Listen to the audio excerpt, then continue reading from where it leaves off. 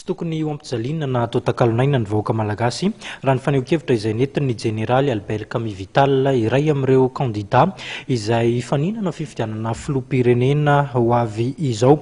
Naneho ny heviny mahakasika ny fisafotofon'ny toe-draharaha ankehitriny ihany koa ity Prime Ministre Teo Alohaludy. Misy ny fangatahana izay ataon'ny général Albert Kamy Vital, kandida amin'ny fifidianana filoham-pirenena an'ireo mpanao politika manoloana ny toe-draharaha-pirenena izay misy amin'izao fotoana izao.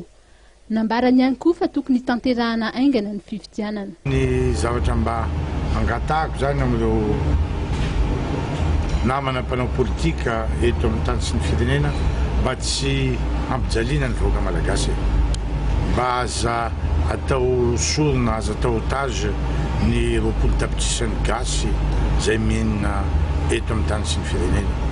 Zay fotsiny angamba no azoko atao an'izay, satria sika moa hiatrika fifidianana tokony atao aingana io fifidianana io mba ho jerena hoe iza ny safidin'ny vahoaka lany démocratiquement. Nilaza ny tenany fa vonona hiatrika ny fifidianana amin'ny maha-kandida azy na misy na tsy misy ny fanemorana. Ny faniriana raha ny voalazany dia ny ho voatazona ihany ny daty efa nofaritana dia ny fa 4 ny volana Jolay ho an'ny fifidianana filoham-pirenena fiodinana voalohany. Raha nilaza ny filohan'ny Vomera Mahaleo-tena misana ny fifidianana na ny Senit Tomaly fa efa vonona eo amin'ny 90 isan-jato ny fanomanana ny fifidianana dia tokony ho feno 100 isan-jato izany mandra-pahatonga io daty voafaritra io raha ny hevitry ny kandida Kamy Vital. Nitondran'ny heviny ihany koa ny mikasika ny fitsarana manokana misahana ny fifidianana na ny CES.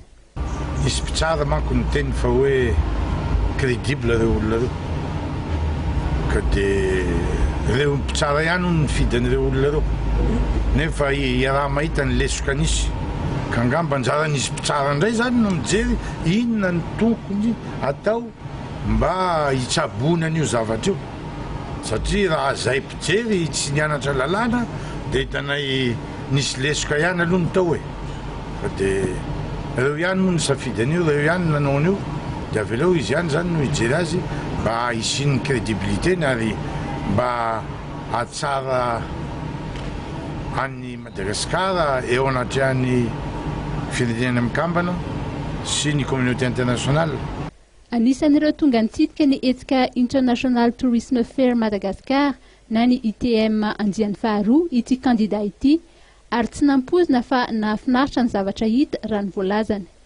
Nosoritany fa manana ny maha izy azy sy ny arena eo amin'ny seritry ny fizahantany na ny potentialité izay tokony hitrandrahana tsara i Madagasikara mba tena hitondra fampandrosoana ara-toe-karena izany tahaka ny zava-misy any Seychelles araka ny voalazany.